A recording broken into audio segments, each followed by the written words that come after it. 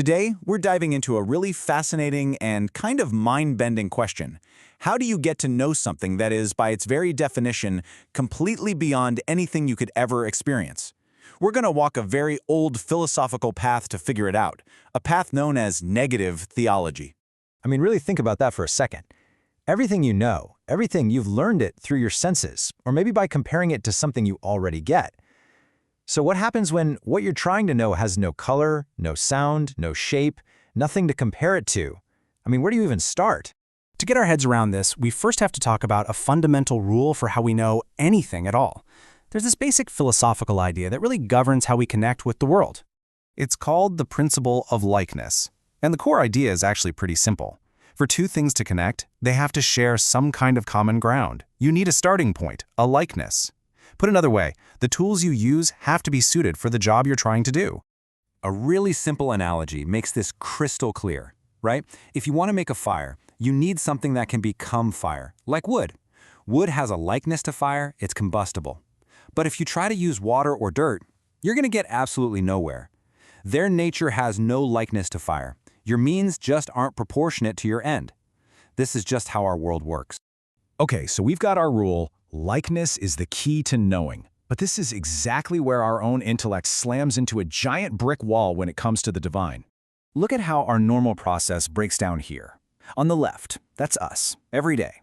We see stuff, we hear it, we touch it. Our mind takes that sensory data and creates these little mental images. The source text calls them phantasms. Then our intellect gets to work on those images to understand things. Simple enough. But look at the right. When we try to apply that to the divine, the whole system just falls apart. There's nothing to see or hear, so no mental images get made. And our intellect, our number one tool for figuring things out, is just left sitting there with absolutely nothing to work with. This quote really just hits the nail on the head. It captures the huge scale of the problem. If even the highest things we can imagine aren't like the divine, what chance does our normal everyday experience have? We simply don't have a tool in our toolbox that's big enough for the job.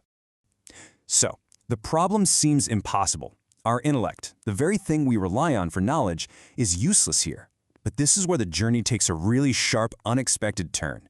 The solution that's proposed is the exact opposite of what you'd think.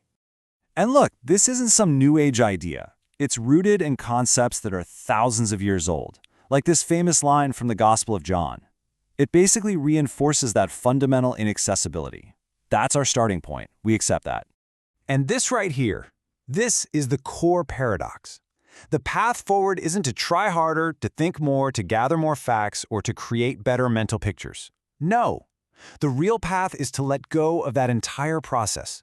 To get closer, you have to embrace unknowing. So what on earth does that even mean, to know through unknowing? It sounds like a total contradiction, doesn't it? But really, it's about finally recognizing that you've brought the wrong tools for this particular job. Think about it with this analogy. An ironsmith has heavy-duty tools for working with tough, coarse iron. A goldsmith has these delicate, precise tools for gold. An ironsmith can't make a silver necklace, and a goldsmith sure can't forge an iron sword. Their tools are just wrong for the material. Well, our intellect, which works with data from our senses, is like that ironsmith trying to do the goldsmith's job. It's just not the right instrument. So, how does this work in practice? Well, you can think of it as a few metaphorical steps. First, you make a conscious choice to move forward by unknowing. Second, you have to blind the intellect. You actively stop it from doing what it always does, which is trying to form images and concepts. And third, you have to be willing to just remain in darkness, patiently staying in that state of not knowing. And all of this leads us to the final, and I think the most powerful image in this entire philosophy. It's a metaphor that completely flips what we think of as darkness and light. This is the big idea. The darkness you experience when you try to grasp the divine isn't an absence of light. It's an overwhelming, blinding excess of it. There's an old analogy from Aristotle that explains this perfectly. Just picture a bat. Its eyes are made for the dark, right? They're incredibly sensitive. But what happens if you put that bat out in the full light of the midday sun? It's completely blinded. To the bat, that intense, overwhelming light is functionally the same as total darkness. And that's us. That's our minds. The divine reality is so overwhelmingly bright, so far beyond what we're built to process, that it just appears to our intellect as darkness. Our inability to see isn't because there's nothing there to see. It's because what is there is way, way too much for our natural minds to handle. So, let's just quickly recap the journey we just took. We start with a simple rule. To know something, we need some kind of likeness. Then we realize the divine, by definition, has no likeness in our world. That means our primary tool, our intellect, fails. The wild, paradoxical solution? To embrace unknowing. And maybe, just maybe, true understanding actually begins right at the edge of our own intellectual limits.